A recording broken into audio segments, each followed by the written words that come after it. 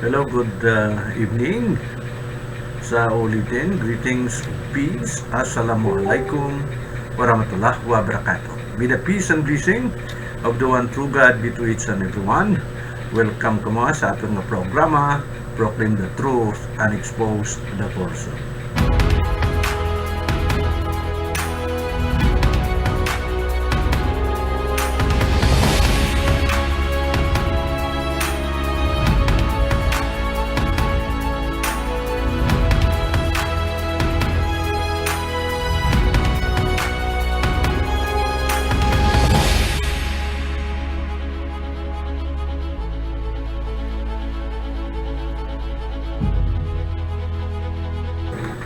Hello, before anything else, gusto ko lang mag-greet sa atong mga amigo, no?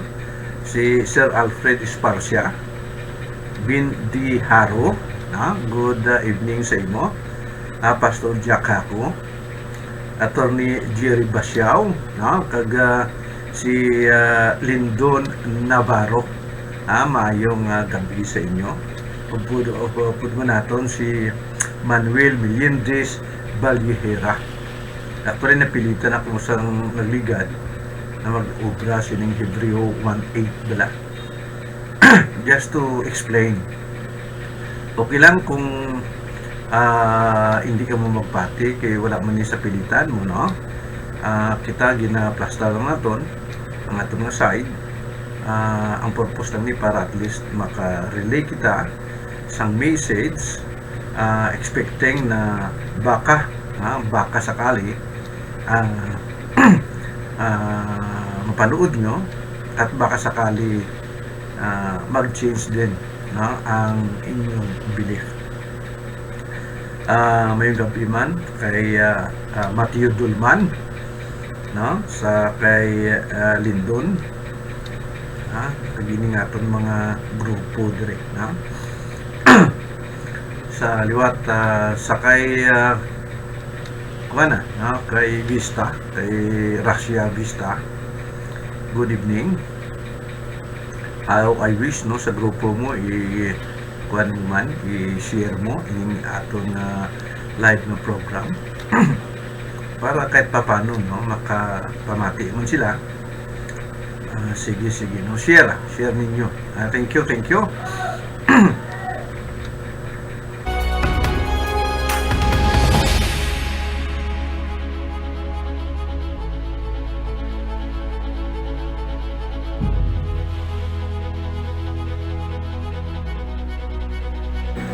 Sa ulitin, ako gari si Engineer Ronnie Albao, ang inyong Bible Falsehood Exposer.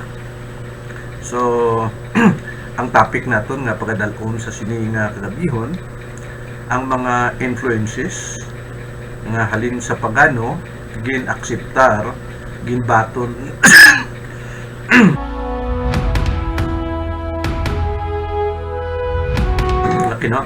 mga pagan influences na nagsulod sa Christianity.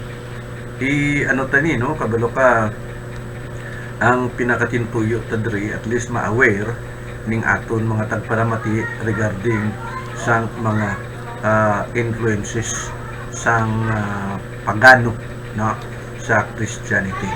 Okay.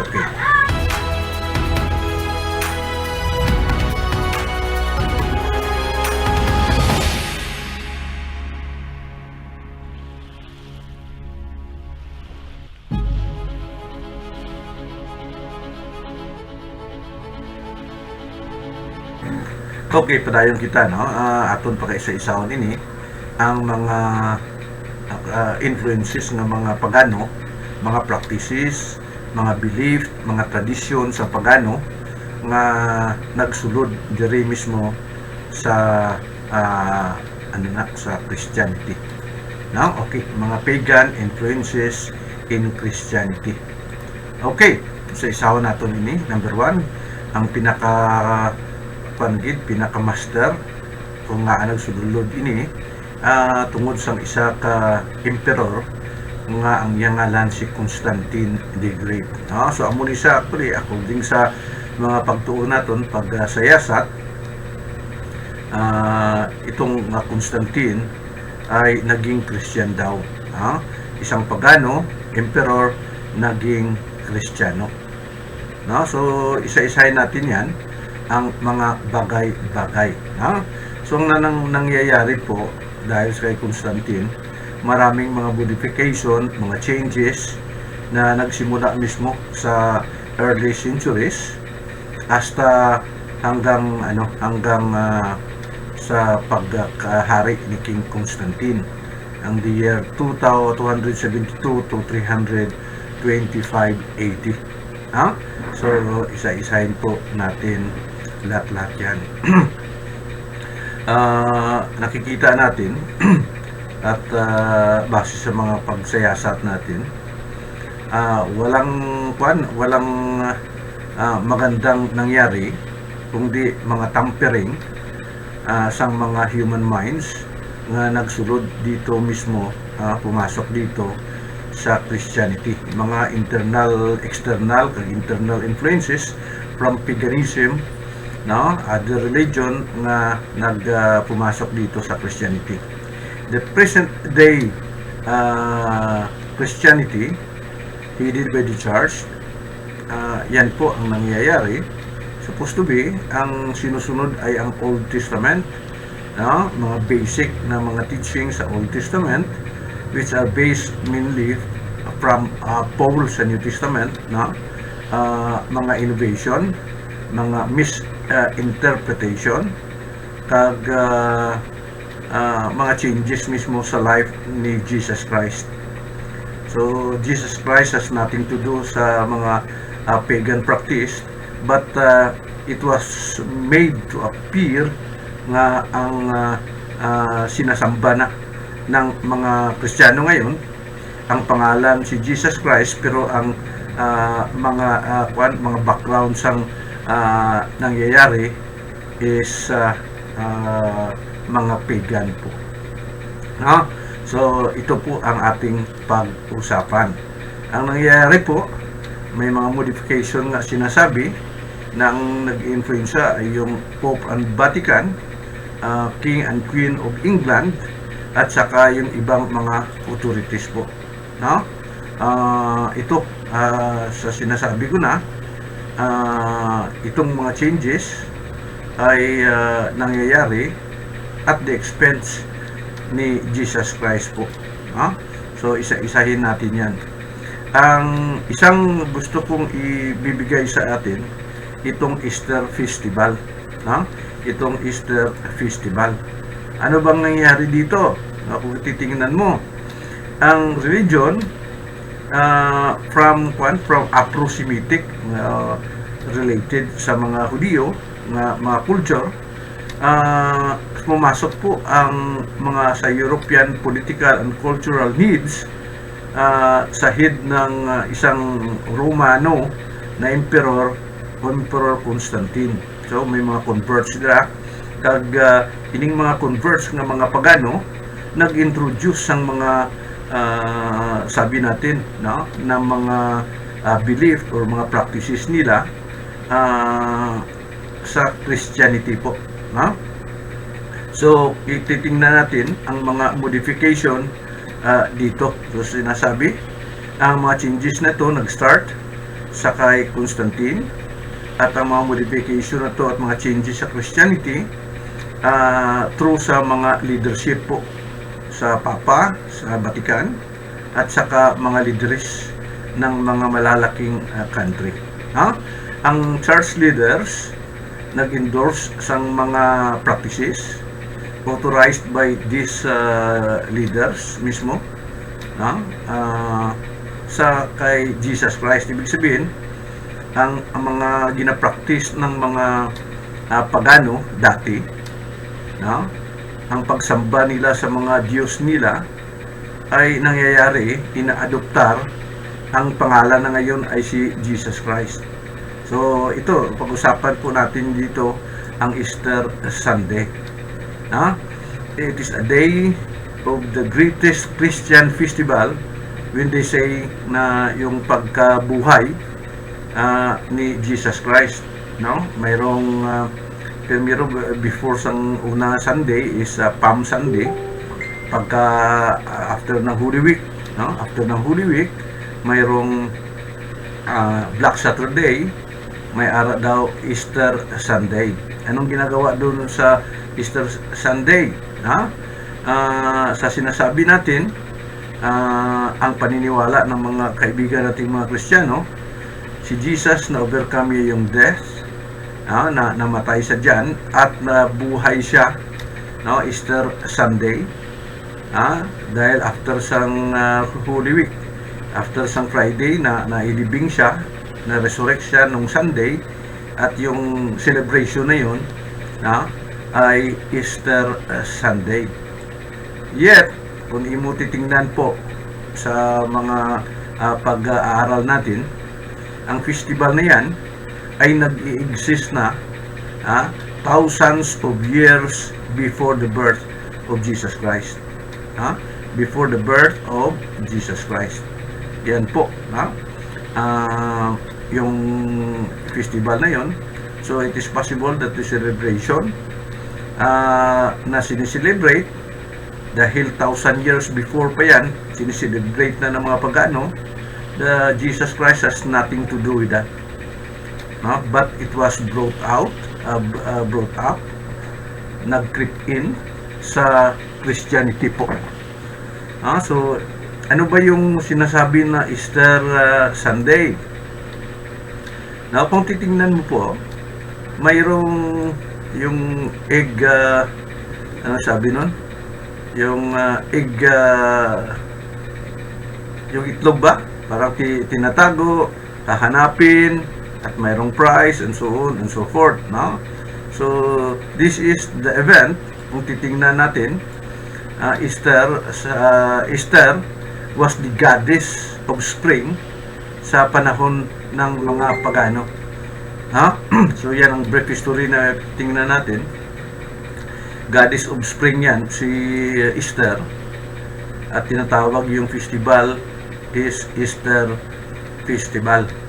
Sige. Okay, sandali lang. Parang pare.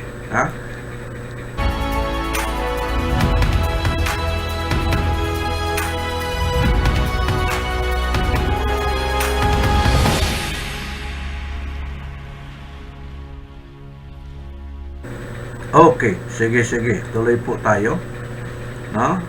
Sa sinasabi natin, beginning, end of March to the beginning of April. So, talaga, Semana Santa talaga yan. Though last na is something mga 20, nagsisimula yata ng, basta mga 25 na ba yun? 27? Yung last month. March yun. So ngayon is April na. Tapos ng April nga. So magmamayo na tayo, malapit na, mag-May na. So ito, ang ginagawa, celebrated ito annually sa Egypt, thousands of years ago. Sa Greece, ganun din. Sa Persia, ganun din. Sa pag-celebrate nito. So maraming mga evidences na itong practices ay sineselebrate ng mga European at sa mga sa pre-Christian days ito wala pa. Ang Jesus Christ hindi pa pinanganak actually. Ang mayroong Easter eggs kag ang hot cross buns involved diri. Actually, itong practices na ito dahil si Easter goddess ng of spring. Pag spring kasi itong March at April, end of March at beginning of April, it is actually coincide sa spring na time. So ang goddess na to tinatawag na Eos tree noong una, at isa yan sa mga pangalan ng goddess nila. Ang mga inventors dito actually tinatanggap dito sa Christianity sa ngayon. So nag-creep in ito ang Easter Festival, after sang Holy Week. no? It is actually celebrated sa parang first Sunday, no?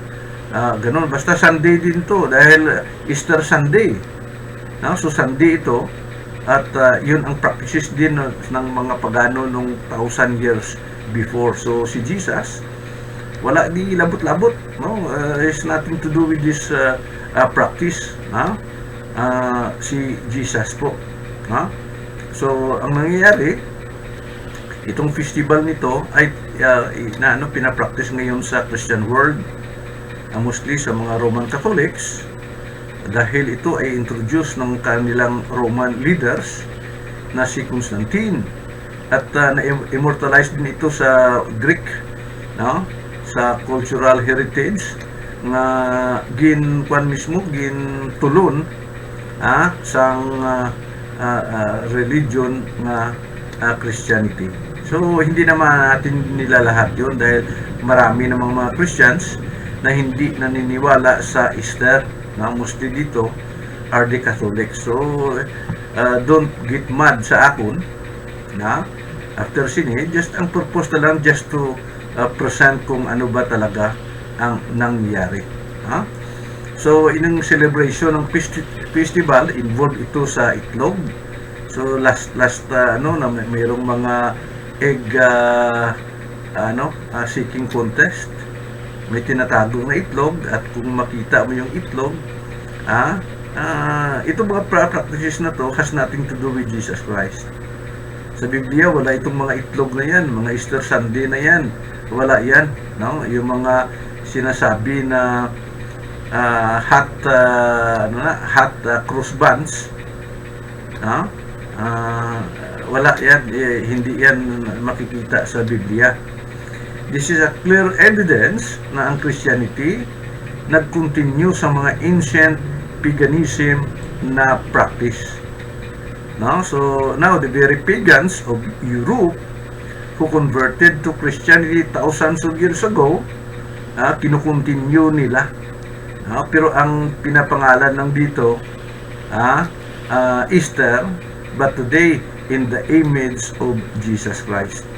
Dati image ni Easter yan dahil goddess yan of spring ng mga pagano. Pero sa ngayon, this refers to the resurrection of Jesus Christ. So itong nangyayari, itong Easter rituals, sa sinasabi ko na si Jesus Christ has nothing to do with this. Yung mga itlog na yan, it is actually a cultural religious remnant ng ancient pagan na pumasok sa Christianity, and that is reality. Actually, kung kahit na sa kalendaryo natin merong festival na Holy Week doon, at saka yung Sunday is Easter Sunday. So may Palm Sunday, yung makita natin mga lokay na parang made from coconut, ginagawa nila, no? That is a Palm Sunday. A Sunday after that is actually yung Easter Sunday. So according to the history, ang Egyptian, mga Greeks sa unang panahon, mga labi na ginong mga Egyptian, regarded egg and buns as the sign of creation. Doon daw nangyayari sign of creation or sign of life, yung buns at saka eggs. So ito ang gusto ko lang ilagay din sa inyo ng Easter. Easter falls on spring, sa springtime ini, from March to April. So kung titingnan mo, springtime yun sa mga pagano. Kung titingnan mo yung mayroong actually 4 na season spring, winter, summer, ano pa yun? Winter, summer, spring, basta 4 yun 4 na season yun, at isang season dun ay Easter. So bring life to the creation. Ang ancient Greeks, an Egyptian celebrated this bounty spiritually rituals, at nag-enjoy po sila sa itlog kag sa hot cross buns. No? Yan po ang ginagawa ng mga Christian ngayon. No? So, yan actually nag-creep in, pumasok yung mga practices na yan that is actually from the pagan. Isa pa, gusto ko lang dagdagan na ang itong practice na Easter sa ancient Persia sa Iran, up to this time may festival sila na Easter sa mga Christian doon, at sinasabi doon na tinatawag doon na Bisake, sa India, sa Iran kag nang sineselebrate ito sa India, tinatawag na Nowruz, no? So iba din yung pangalan doon, pero actually sineselebrate din nila yun sa time ng March, end of March and the beginning sa mga days ng April. Depende depende sa season. Actually pinakaluwest yan sa sun, titingnan mo, no? Sa inang sabi nila winter solstice. Okay. So, according sa New Illustrated Encyclopedia, kung titingnan mo po, no? Dito makikita mo thousands of years ago ginagawa ng mga pagano. So, sa sinasabi ko na, ang Easter festival, wala dalabot si Kristo, si Jesus Christ, kundi mga ng mga pagano yan.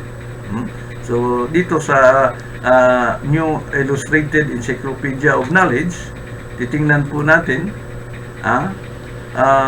Easter is the Christian festival commemorating the resurrection of Jesus.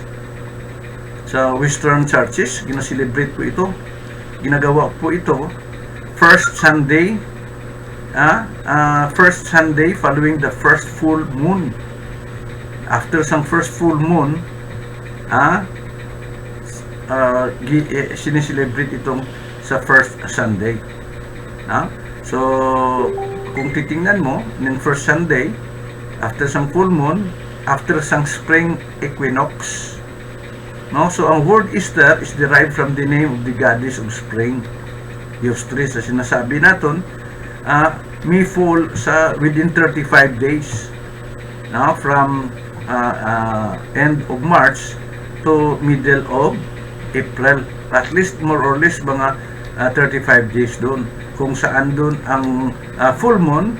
After sang full moon, ang unang Sunday ay yan po ang sineselebrate, no? So kung titingnan mo dito, kung titingnan mo rin sa regarding sa encyclopedia na to, makikita mo na sineselebrate po ito, no? After o sa spring equinox. Clear indication ng festival nito, wala labot din si Jesus Christ, at ginagamit po ito sa sinasabi ko first Sunday. Actually si Apollo is the sun god, so the Sunday, no? Titingnan mo, symbolizes yan sa European pagan tradition, worshiping the sun god Apollo on Sunday, no? So yan po ang mga nangyayari. The fact that the Easter celebration took place 1,000 years ago before the birth of Jesus Christ. So matagal na to, ulit-ulit na pinapractice ng mga pagano. Sa time ng Jesus Christ, ina-adapt nila, instead na yung God nila na si Apollo, sineselebrate na nila sa kay Jesus Christ. Ibig sabihin, kung pag pumunta sila sa churches, ang pagano at saka yung Christian, ang sa ulo, ang sa thinking ng mga pagano, ang kanilang celebration ay para sa kay Apollo or para sa kay Easter, sa kanilang pagan gods, no?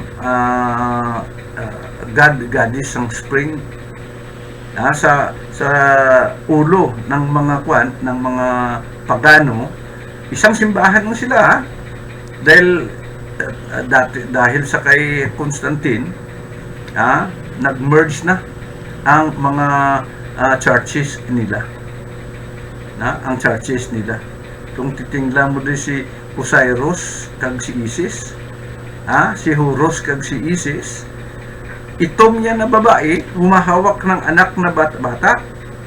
This is si Isis kag si Horus. But yung mga churches na yan, doon din nagsumasamba yung mga Christians. Yung sa tingin ng mga Christian, yun ay si Mary at saka si Jesus, the mother kag and son. But maitim yun, parang maitim na hindi naman si Mary yun . At may mga pangalan pa yung sa mga churches nila na yan si Isis, yung babae na humahawak ng bata. Ang bata na hinahawakan ay si Horus. Ibig sabihin, nag-merge na.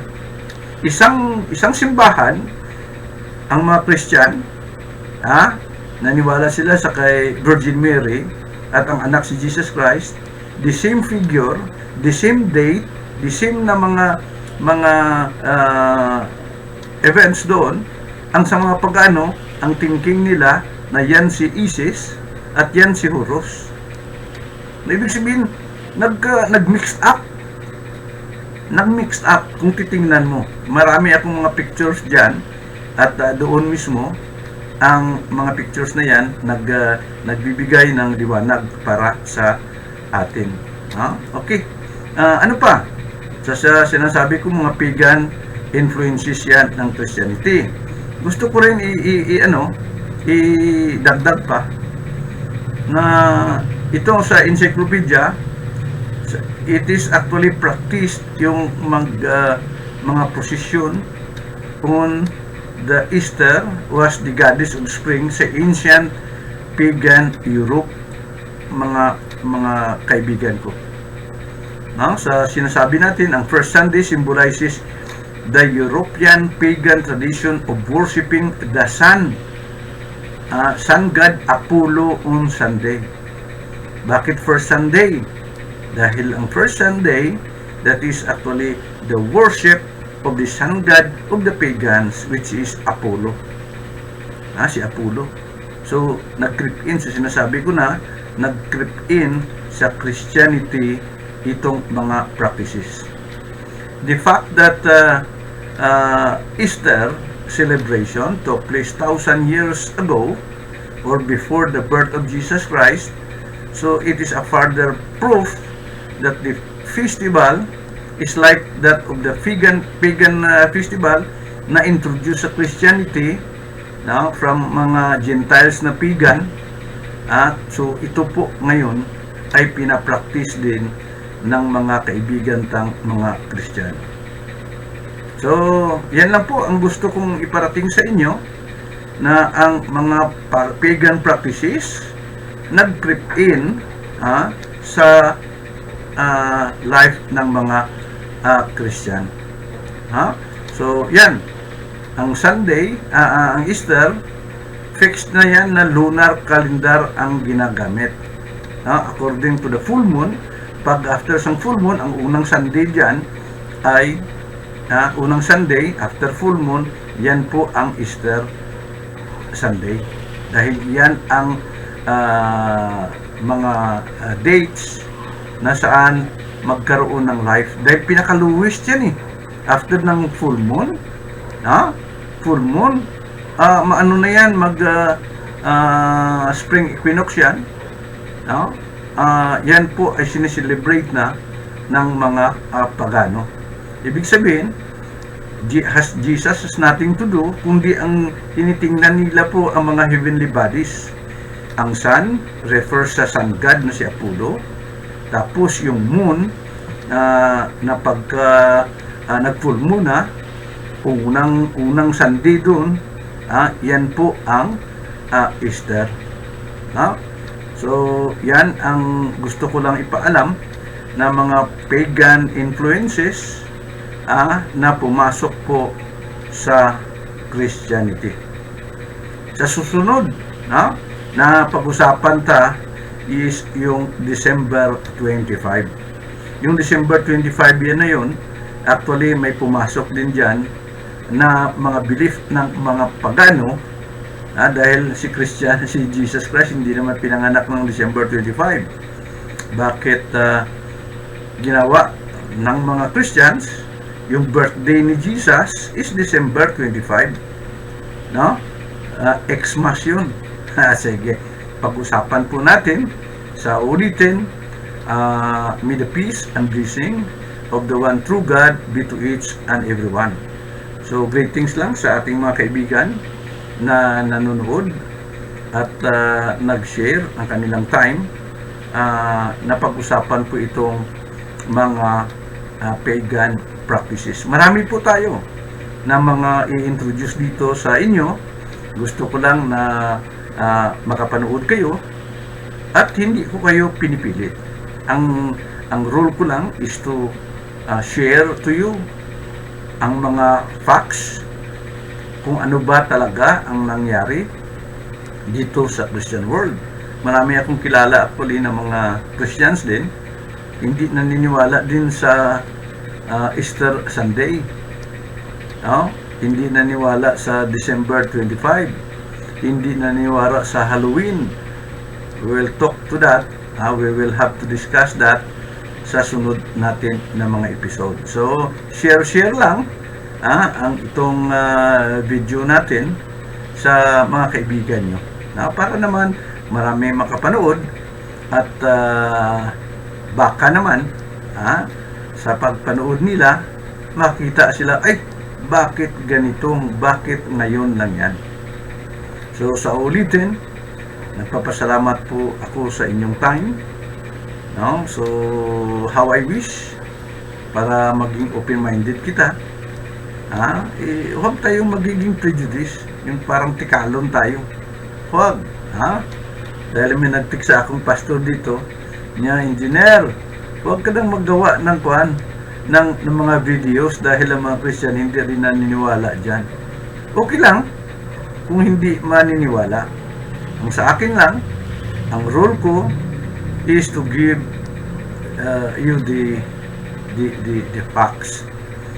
So, salamat sa ulitin, kabayang ang blessings, ang proteksyon na nag-isang Diyos mangin hara sa atong tanan. So, proclaim the truth and expose the falsehood.